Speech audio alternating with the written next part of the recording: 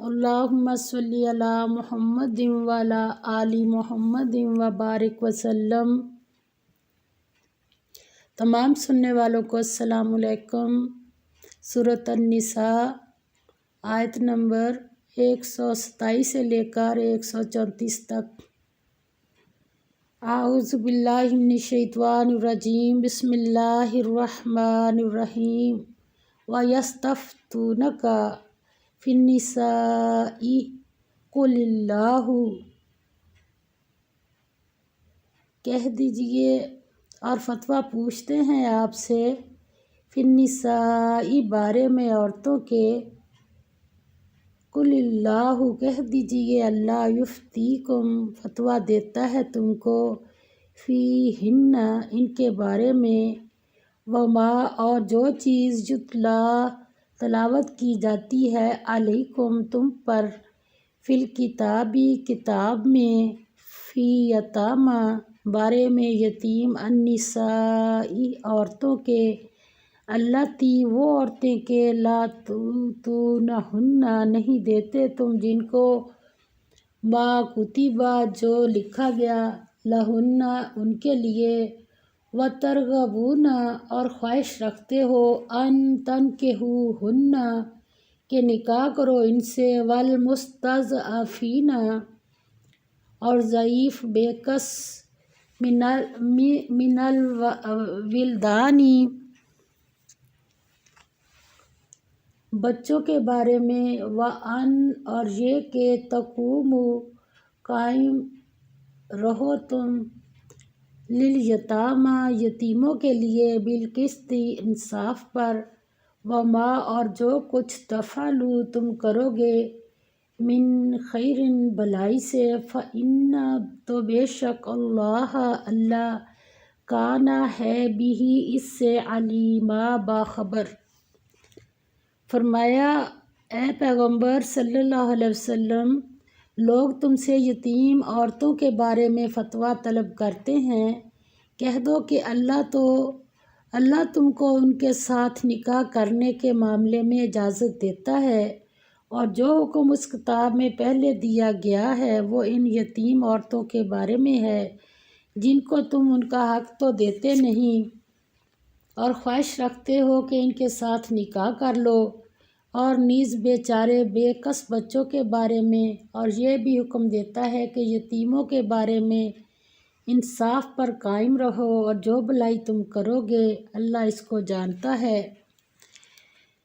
یہاں سے سلسلہ بیان پھر خاندان کے ازدواجی معاملات اور ان کے حقوق کی طرف لوٹ گیا، جس سے اس سورت کی ابتدا ہوئی تھی۔ سورت کی ابتدا میں یتیموں اور عورتوں کے بارے میں جو احکام نازل ہوئے تھے، اس سلسلے میں مزید سوالات کیے گئے تو یہ آیات نازل ہوئیں۔ عرب جاہلیت میں یہ دستور تھا کہ اگر یتیم لڑکی خوبصورت اور مالدار ہوتی تو اس کا سرپرست اس کے مال پر قبضہ کرنے کے لیے اس سے خود نکاح کر لیتا، اگر خوبصورت نہ ہوتی تو دوسرے سے نکاح کرا دیتا، مگر اس شرط پر کہ اس کے مال کا ایک حصہ اسے مل جائے، یا اس کا مہر خود لے لے، یا پھر یتیم لڑکی کا نکاح ہی نہ ہونے دیتا تاکہ شوہر کے ہاں جا کر اپنے مال کا مطالبہ نہ کر سکے۔ قرآن پاک نے اس ظلم صریح سے سورت کی ابتدا میں بھی روکا تھا، یہاں بھی مزید تاکید فرمائی تاکہ یتیم لڑکیوں کی حق تلفی نہ ہو۔ اگر سرپرست کی نیت درست ہو تو اس کے لیے خود نکاح کر لینا ممنوع نہیں۔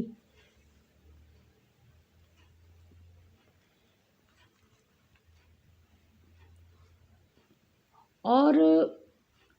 پہلے بھی یہ حکم تھا کہ بیوی کے مال پر قبضہ کرنے کے لیے زبردستی نہ کرو۔ اب یہاں یہ حکم ہوا کہ اگر ایک عورت اپنے شوہر کو اپنے سے پھرا ہوا پائے اور اسے خوش کرنے کے لیے اپنے حق میں سے کچھ چھوڑ دے اور میاں بیوی اس پر میل ملاپ کر لیں تو اس میں کوئی مضائقہ نہیں، یہ جبراً مال لینا نہ ہوا، باہمی رضامندی سے مصالحت کر لینا ہے۔ وَإِنْ اور اگر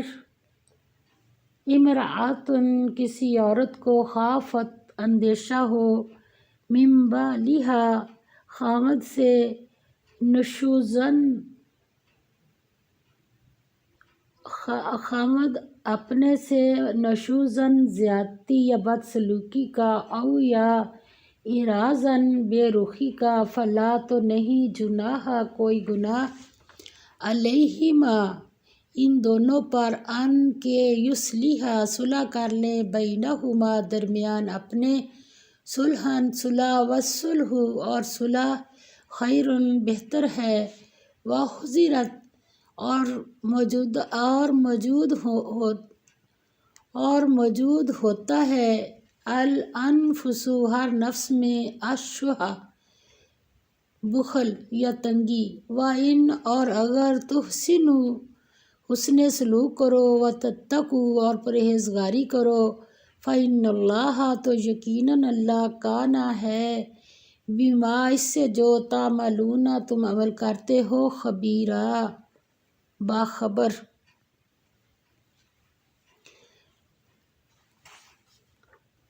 فرمایا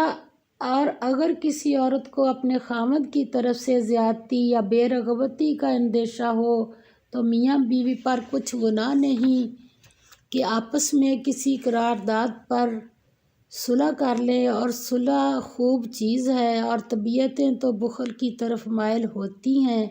اور اگر تم نیکوکاری اور پرہیزگاری کرو گے تو اللہ تمہارے سب کاموں سے واقف ہے۔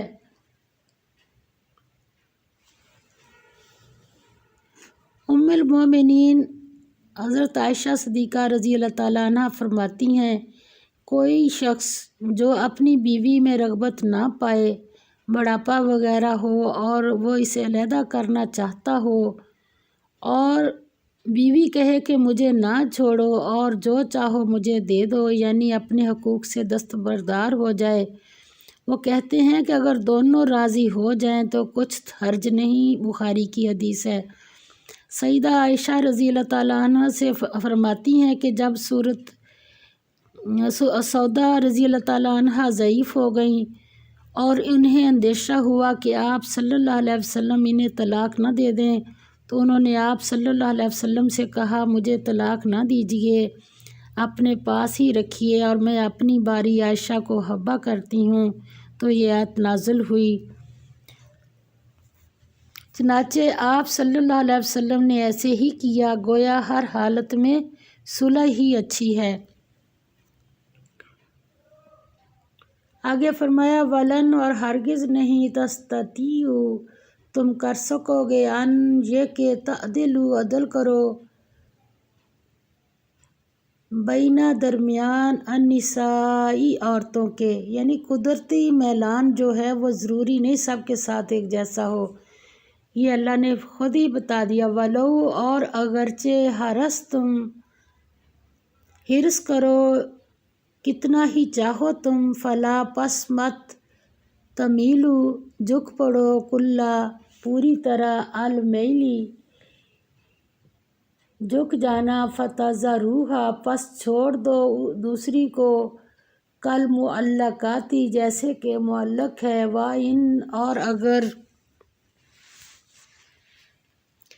تصلحوا اصلاح کرو، وتتقوا اور پرہیزگاری کرو، فإن اللہ تو یقیناً اللہ کان ہے، غفوراً بخشنے والا، رحیماً مہربان۔ فرمایا اور تم خواہ کتنا ہی چاہو عورتوں میں ہرگز برابری نہ کر سکو گے، تو ایسا بھی نہ کرنا کہ ایک ہی کی طرف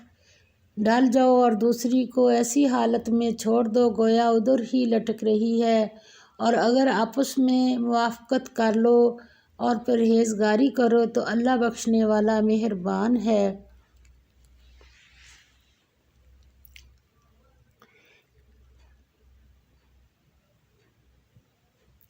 یہاں لالچ سے مراد صرف مال ہی کا لالچ نہیں ہے، بلکہ اس میں تمام مرغوبات نفس شامل ہیں، یعنی اگر عورت اپنے خامد کی پسند کو ملحوظ رکھے گی تو یقیناً مرد کا دل بھی نرم ہوگا اور صلح کے امکانات روشن ہو جائیں گے۔ یہ اعتراض ہوتا ہے کہ قرآن پاک ایک طرف تو تعداد ازواج کے لیے عدل کی شرط مقرر کرتا ہے، دوسری جانب عملاً اسے ناممکن قرار دے کر اس اجازت کو منسوخ کر دیتا ہے۔ حقیقت میں عدل کا حکم ان امور میں ہے جو کہ انسان کے بس میں ہو۔ معلقہ ایسی بیوی ہے جس کی طرف خاوند کا کوئی رجحان نہ ہو اور وہ عملی طور پر خاوند کے بغیر ہی ہو۔ سیدہ عائشہ رضی اللہ تعالیٰ عنہ فرماتی ہیں کہ آپ صلی اللہ علیہ وسلم کا یہ دستور تھا کہ عصر کے بعد تمام ازواج کے ہاں جایا کرتے تھے۔ آگے فرمایا وَإِنْ اور اگر یتفرقا دونوں جدا ہو جائیں، یغنی بے نیاز کر دے گا اللہ کلاً ہر ایک کو من سعتہ اپنی وسعت سے، وکان اور ہے اللہ واسعاً کسائش والا، حکیمہ حکمت والا۔ فرمایا اگر میاں بیوی میں موافقت نہ ہو سکے، ایک دوسرے سے جدا ہو جائیں تو اللہ ہر ایک کو اپنی دولت سے غنی کر دے گا اور اللہ بڑی کسائش والا اور حکمت والا ہے۔ اگر صلح کی کوئی صورت نظر نہ آئے تو بھی ایک دوسرے سے مجبوراً بندھے رہنا ضروری نہیں۔ اللہ تعالیٰ اس بات پر قادر ہے کہ عورت کو کوئی اچھا خاوند مل جائے اور مرد کو اور مناسب بیوی مل جائے اور وہ حسن سلوک سے نباہ کر سکے، یعنی یہ اسلام نے اجازت دی ہے کہ یہ ایک راستہ رکھا ہے طلاق کا کہ آپس میں جدا ہو جاؤ۔ زیادہ تر یہ اسی لیے نہیں رشتہ توڑا جاتا کہ پھر کیا ہوگا، عورت کہاں جائے گی، یہ ہوگا وہ ہوگا، اس لیے اگر اس میں زیادہ تو یہ دیکھنا ہے کہ اللہ کی حدوں کو تو نہیں عبور کر رہے، جو اللہ تعالیٰ نے حکم دیے وہ پورے ہو رہے ہیں میاں بیوی کے۔ اگر وہ پورے کرنے مشکل ہیں تو پھر اللہ تعالیٰ نے اس آیت میں اجازت دے دی کہ پھر تم الگ ہو جاؤ۔ اگر تم نہیں ایک دوسرے کے ساتھ نباہ کر سکتے تو باندھ کے رہنے کی ضرورت نہیں ہے، دونوں کے لیے اللہ کافی ہے۔ آگے فرمایا وَلِلَّهِ اور اللہ کے لیے ہے مَا فِی السَّمَاوَاتِ جو کچھ آسمانوں میں ہے، وَمَا فِی الْأَرْضِ اور جو زمین میں، وَلَقَدْ اور البتہ تحقیق وَصَّیْنَا وصیت کر رکھی تھی ہم نے الَّذِینَ ان لوگوں کو اوتوا جنہیں دی گئی الکتابہ کتاب من قبلکم پہلے سے تمہارے، وَإِيَّاکُمْ اور تمہیں بھی، ان یہ کہ اتقوا ڈرتے رہو اللہ سے، وَإِنْ اور اگر تکفروا کفر کرو گے تم، فَإِنَّ تو بے شک لِلَّهِ اللہ کے لیے ہے مَا فِی السَّمَاوَاتِ جو کچھ آسمانوں میں، وَمَا اور جو کچھ فِی الْأَرْضِ زمین میں ہے، وَكَانَ اور ہے اللہ غنیًّا بے پرواہ، حمیدہ حمد و ثناء کا حقدار، وَلِلَّهِ اور اللہ کے لیے ہے مَا فِی السَّمَاوَاتِ جو کچھ آسمانوں میں، وَمَا فِی الْأَرْضِ اور جو کچھ زمین میں، وَكَفَىٰ اور کافی ہے بِاللَّهِ اللہ وکیلا کارساز۔ فرمایا جو کچھ آسمانوں اور جو کچھ زمین میں ہے سب اللہ ہی کا ہے، اور جن لوگوں کو تم سے پہلے کتاب دی گئی تھی ان کو بھی، اور اے محمد صلی اللہ علیہ وسلم تم کو بھی ہم نے حکم تاکیدی کیا ہے کہ اللہ سے ڈرتے رہو،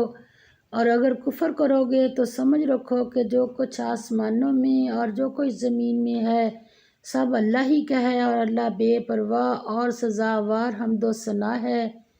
اور پھر سن رکھو کہ جو کچھ آسمانوں میں ہے اور جو کچھ زمین میں ہے سب اللہ ہی کا ہے، اور اللہ ہی کارساز کافی ہے۔ آخر میں فرمایا کہ آسمانوں اور زمین میں جو کچھ ہے سب کا مالک اللہ ہے، دنیا کے مال و اسباب سب یہاں رہ جائیں گے، اللہ کے ہاں جو چیز جائے گی وہ تمہارے اعمال ہیں۔ اگر تم عدل و انصاف سے اللہ سے ڈرتے ہوئے گھریلو زندگی بسر کرو گے تو اللہ کے ہاں اس کا اجر پاؤ گے، اگر تم نافرمانی کرو گے تو اللہ اس بات پر قدرت رکھتا ہے کہ تم کو فنا کر دے اور تمہاری جگہ دوسرے فرما بردار بندے پیدا کر دے، لیکن وہ تو اس بات سے بے نیاز ہے کہ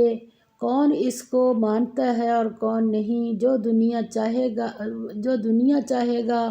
اس کو دنیا دے دے گا، جو آخرت کا طلبگار ہوگا اس کو آخرت میں آرام و آسائش بخشے گا۔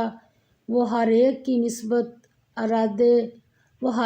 نیت، ارادے اور عمل کا پھل دے گا، وہ سب کچھ دیکھ اور سن رہا ہے۔ ان یشاء، اگر وہ چاہے، یذہبکم، لے جائے تمہیں، فنا کر دے تمہیں، ایھا، اے الناس، لوگو، ویأتی، اور لے آئے، بآخرین، دوسروں کو، وکان، اور ہے، اللہ، علی ذالک، اس پر، قدیر، قادر، من کان، جو ہے، یرید، چاہتا، ثواب دنیا کا، فعند اللہ، تو پاس اللہ کے، ثواب الدنیا، اجر دنیا کا، والآخرۃ، اور آخرت کا، وکان، اور ہے، اللہ، سمیعاً، سننے والا، بصیراً، دیکھنے والا۔ لوگو، اگر وہ چاہے تو تم کو فنا کر دے اور تمہاری جگہ اور لوگوں کو پیدا کر دے، اور اللہ اس بات پر قادر ہے۔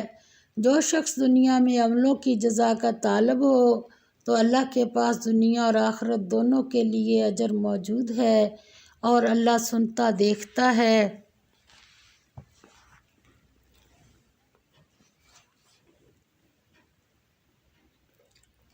فرمان رسول صلی اللہ علیہ وسلم ہے، اللہ تعالیٰ فرماتا ہے، میرے بندو، اگر تمہارے اگلے پچھلے انسان اور جن سب کے سب متقی آدمی کے دل کی طرح ہو جائیں تو اس سے میری سلطنت میں کچھ اضافہ نہ ہوگا، اور اگر تمہارے اگلے پچھلے انسان اور جن سب کے سب زیادہ فاجر آدمی کے دل کی طرح ہو جائیں تو اس سے میری سلطنت میں کچھ بھی کمی نہ ہوگی۔ اور اے میرے بندو، اگر تمہارے اگلے پچھلے سب کے سب انسان اور جن ایک میدان میں کھڑے ہو کر مجھ سے مانگیں اور میں ہر ایک کو اس کی مطلوبہ چیزیں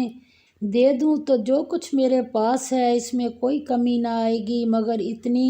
جتنی کہ سوئی کو سمندر میں ڈبونے سے آتی ہے۔ مسلم کی حدیث ہے۔ اللہ تعالیٰ ہمارے گھریلو معاملات کو ہمیں بہترین طریقے سے ادا کرنے کی توفیق عطا فرمائے، اور اس میں جو اصل بات سارے رکوع میں آئی ہے وہ یہ ہے کہ گھریلو زندگی، میاں بیوی کی زندگی جو ہے وہ ایک ذمہ داری کی زندگی ہے۔ اس میں ہر طرح سے اللہ کے حکم کے مطابق گزارنی چاہیے۔ اس میں یہ دیکھیں کتنا عورت کو اللہ نے درجہ دیا ہے، عورت کو اہمیت دی ہے کہ اب وہ گھروں میں آ کے رہتی ہیں تو ان کو آپ صلی اللہ علیہ وسلم نے فرمایا تھا کہ باندیوں کی طرح نہیں رکھنا اپنی بیوی کو، باندیوں کے ساتھ بھی اچھا سلوک کرنا ہے مگر بیوی کے حقوق اس سے زیادہ ہیں۔ اللہ تعالیٰ اس کو ہمیں سمجھنے کی اور اس پر عمل کرنے کی توفیق عطا فرمائے۔ وآخر دعوانا الحمد للہ رب العالمین، آمین یا رب العالمین۔